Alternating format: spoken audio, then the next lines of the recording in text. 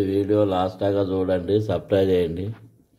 అనపకాయ తెచ్చుకున్నాం, దానిని ఒలిచి ఇలా మేము ఒక మట్టి కంచుల్లో ఉప్పు వేసుకొని ఉడకబెట్టుకుంటున్నాం. ఇవి అణువులు, పచ్చి అణువులు. హనుమగుడాలు ఉడికినాయి.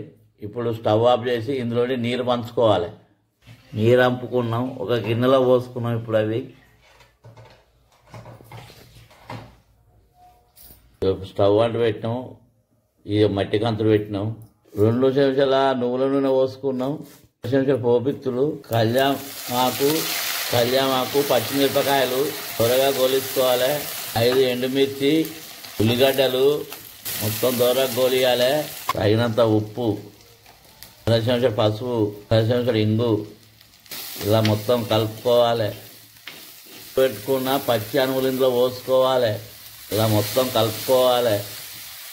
1/2 చెంచా కారపొడి వేసుకోవాలి. ఇలా కలుపుకొని ఒక 5 నిమిషాలు స్టవ్ పైన ఉంచుకోవాలి. గుడాలు మర్రవచ్చాయండి, స్టవ్ ఆఫ్ చేయాలి, దించుకోవాలి. అనప గుడాలు రెడీ అయినాయి, గుమగుమలాడుతున్నాయి. వేడి వేడి బుక్కితే చాలా రుచిగా ఉంటాయి. ఇవి మనం అనపకాయ వచ్చినప్పుడు ఇలా ఒలుచుకొని గుడాలు ఉడకబెట్టుకొని మర్ర పోసుకుంటే ఆరోగ్యానికి చాలా మంచిది. రుచికి రుచి, ఆరోగ్యానికి మంచిది.